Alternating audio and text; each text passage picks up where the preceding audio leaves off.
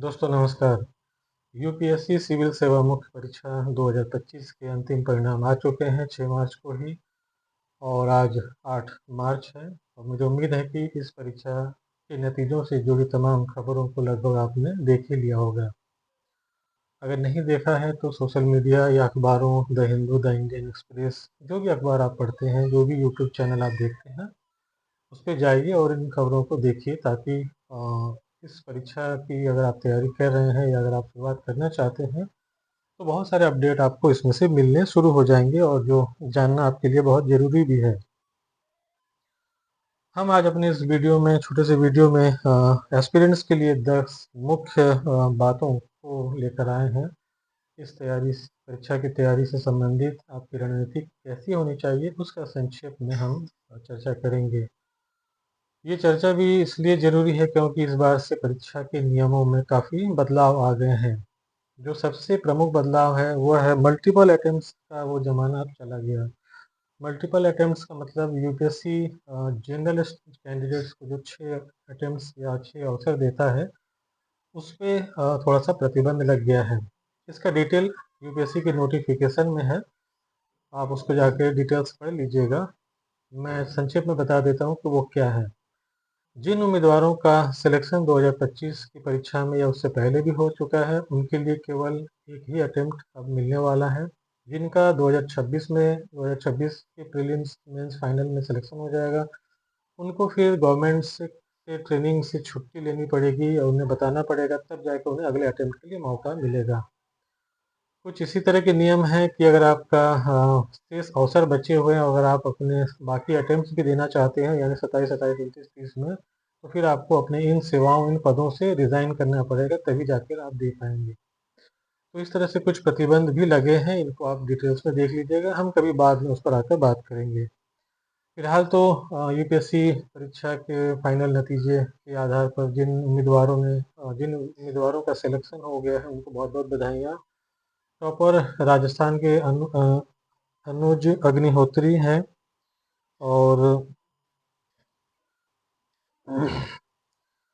राजस्थान के अनुज अग्निहोत्री का इस बार उन्होंने टॉप किया है। वो रावतभाटा जोधपुर कैंप से जुड़े हुए हैं, एमबीबीएस की डिग्री है उनके पास और एक अच्छी डिग्री होने की वजह से उनका सिलेक्शन इस बार बेहतर हुआ है। हालांकि 2023 में भी उनका सिलेक्शन हो गया था और डेनिक्स के पदों पर वो चयनित हुए थे।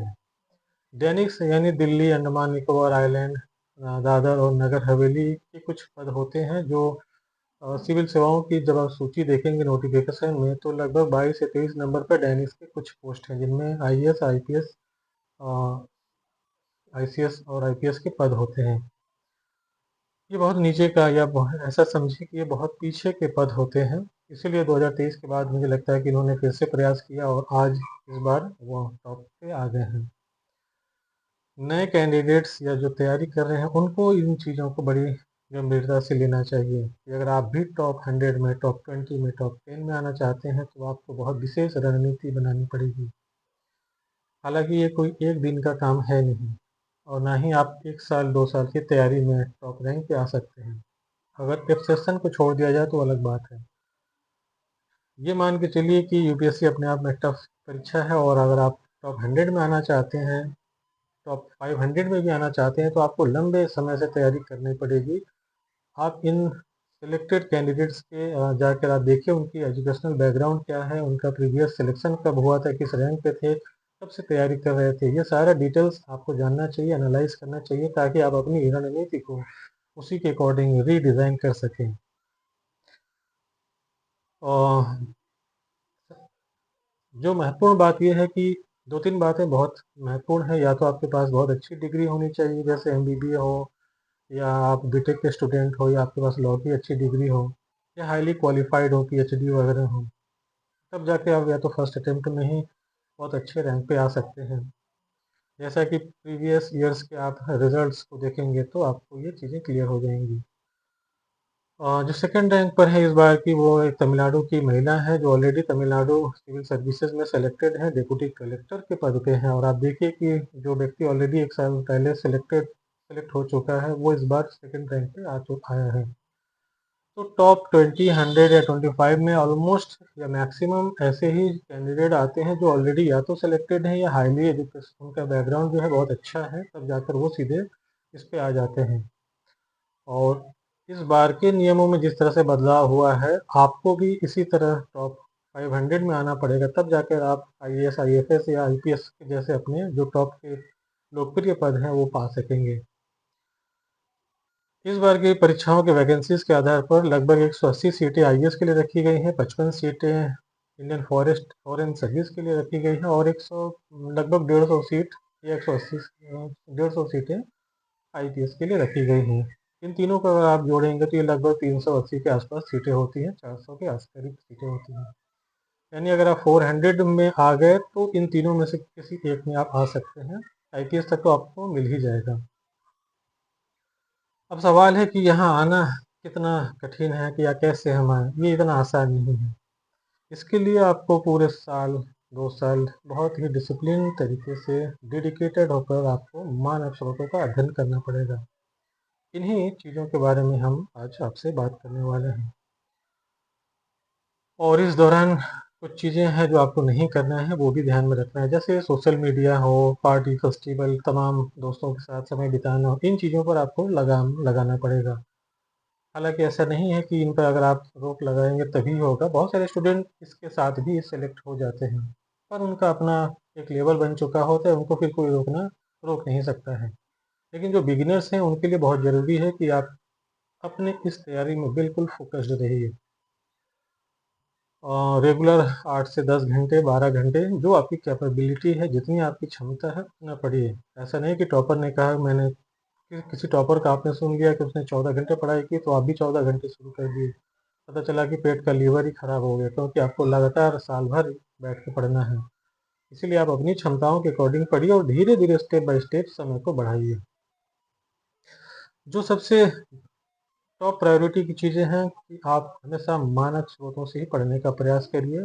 मानक स्रोत का मतलब होता है जो भी विषय आप पढ़ रहे हैं, चाहे सामान्य अध्ययन हो या आपका ऑप्शनल सब्जेक्ट, अच्छी किताबों के सहारे पढ़िए, अच्छे अखबारों के, अच्छे लेखकों के टॉपिक को पढ़िए। एडिटोरियल भी पढ़ रहे हैं तो देख लीजिए कि जिसका एडिटोरियल पढ़ रहे हैं वो किस पद पे है, क्या है, वो कहीं बेहतर पोजीशन वाला व्यक्ति होना चाहिए, उसके आर्टिकल को पढ़िए। और अगर आप किसी कोचिंग में भी ज्वाइन करते हैं तो वहाँ के भी प्रीवियस ट्रेंड और नतीजों को ज़रा सा खंगाल लीजिए। मानव स्रोतों को पढ़ने के बाद अब आपको जो इस परीक्षा के लिए सबसे ज़रूरी है वो है आंसर राइटिंग। उत्तर लेखन पूरा एक गेम चेंजर है इस परीक्षा के लिए।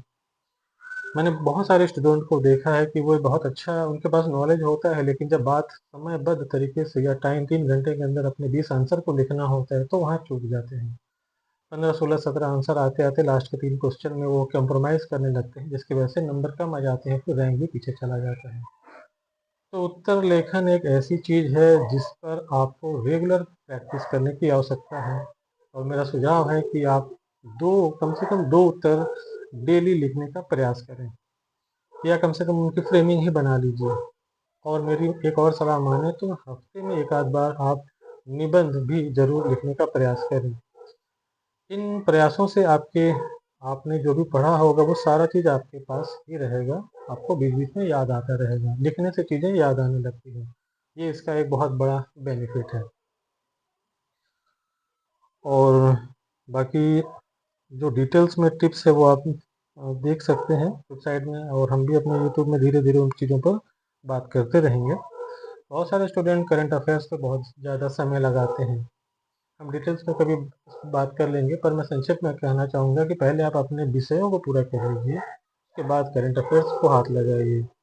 या आप ऐसा भी कर सकते हैं कि करंट अफेयर्स में उन्हीं टॉपिक्स को पढ़िए अखबारों में या न्यूज़ चैनलों में जो आपके विषय से संबंधित है, जिससे संबंधित प्रश्न ज़्यादा पूछे जाते हैं या जो आपके हिसाब से महत्वपूर्ण है। पर इसके लिए आपको लास्ट प्रीवियस ईयर्स के 5 से 10 वर्षों के क्वेश्चंस का विश्लेषण आपके पास होना चाहिए, उनको आप पढ़ के अपना एक आइडिया तैयार कर लीजिए। बेस